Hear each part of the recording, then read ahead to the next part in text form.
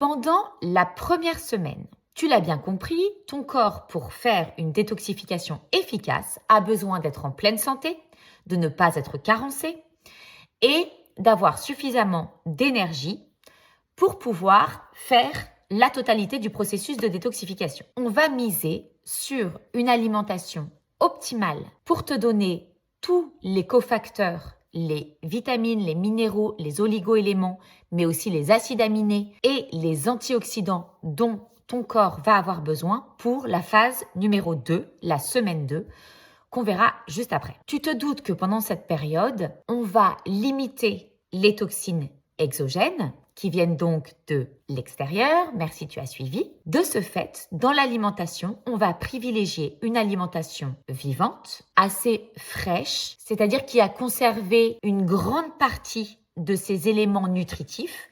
Donc typiquement, pas des légumes sous plastique qui viennent de l'autre bout du monde ou qui ont été stockés depuis 3 semaines dans ton frigidaire. L'idée, c'est donc d'aller au plus près du producteur, du récoltant, sur les marchés, dans certains magasins biologiques, voire même ces petits organismes comme les AMAP ou la ruche qui dit oui, qui te permettent d'avoir un accès direct au producteur, même si tu habites en ville. Donc l'idée pendant cette première semaine, c'est d'avoir accès à des fruits et des légumes tous les jours, de façon à ce qu'ils soient hyper nourrissants, donc cueillis fraîchement, et de limiter les choses qui vont nous oxyder par ailleurs. Le café. Alors, si tu en bois beaucoup, je t'invite à réduire à 1 tasse par jour. Et si tu n'en bois pas beaucoup, je t'invite à réduire complètement, voire de trouver des solutions alternatives si tu aimes le goût avec de la chicorée, par exemple, qui est 100% naturelle et sans caféine. Aussi, pour te permettre de renouer la connexion à la fatigue de ton corps. En buvant du café, on biaise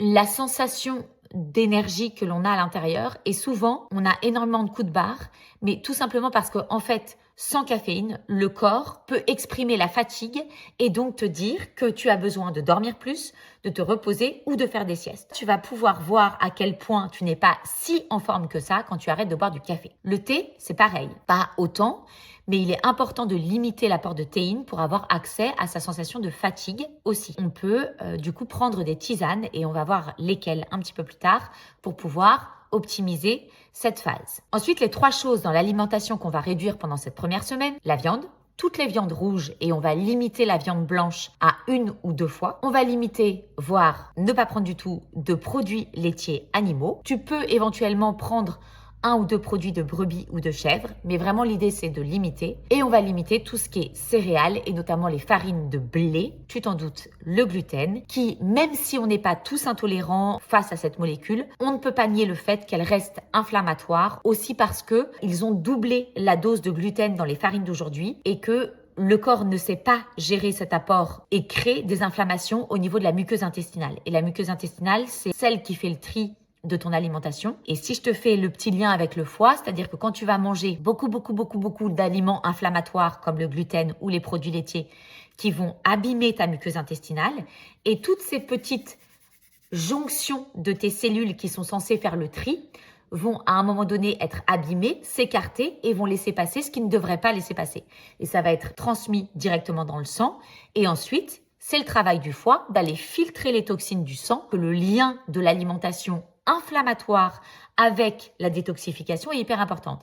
C'est pour ça qu'on prend 1 semaine pour remettre de l'alimentation vivante anti-inflammatoire dans ton quotidien pour que le foie ait de moins en moins de travail naturellement généré par ton alimentation et qu'il puisse mener à bien la phase de détoxification qu'on va vraiment accélérer pendant la semaine 2. On limite le thé, le café, on mange beaucoup de fruits et de légumes en version fraîche. On limite les cuissons agressives pour pouvoir conserver la plupart des minéraux et des vitamines dont le foie a besoin. On limite les viandes, on limite les produits laitiers, on limite le gluten et les céréales. Et enfin, alors je te passe alcool, cigarettes qui ne font pas partie en fait du process de détoxification hépatique. C'est-à-dire qu'on ne peut pas avoir le beurre et l'argent du beurre. Hein. Si tu veux que ça se passe bien, eh bien il faut...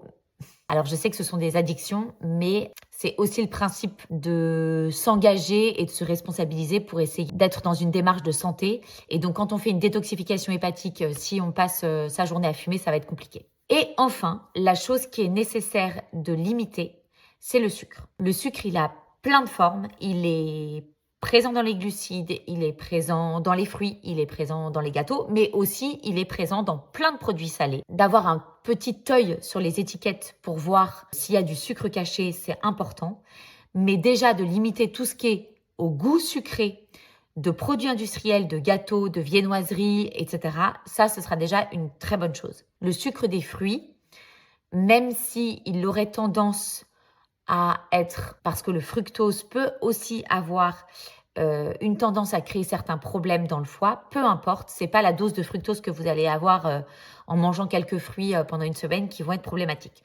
Donc faites la part belle aux légumes et aux fruits pendant cette phase-là et limitez tous les autres sucres. Bon, effectivement, tu l'as compris que socialement, cette période pendant 3 semaines va être un petit peu plus compliquée que d'habitude. C'est pourquoi je t'invite à choisir ton moment où tu n'as pas 36 anniversaires de prévu, des copains chez toi, non pas que tu vas être reclus dans ta grotte, mais il va falloir quand même adapter son quotidien et avoir la force, entre guillemets, de résister aux tentations qui peuvent être assez présentes tous les jours autour de nous. Pour cette première semaine, je t'invite à prendre des tisanes avec des plantes spécifiques pour préparer à la détoxification de la semaine 2. On insiste sur des tisanes de prêle, ortie ou bardane et tu peux alterner, l'idéal étant au minimum 2 à 3 tasses par jour. En complément, le matin, à jeun, on va démarrer la première semaine avec de l'eau de mer hypertonique à raison d'un petit verre de 15 ml. Tu verras qu'au fur et à mesure des années, c'est quelque chose qui va devenir naturel et dont tu vas ressentir le besoin 1 ou 2 fois par an, au printemps ou à l'automne. Ce qui pouvait te paraître contraignant au niveau social et au niveau alimentaire va devenir, je l'espère, presque un plaisir et un moment de chouchoutage de ton corps qui, comme dans une maison, a besoin un jour ou l'autre de petits nettoyages.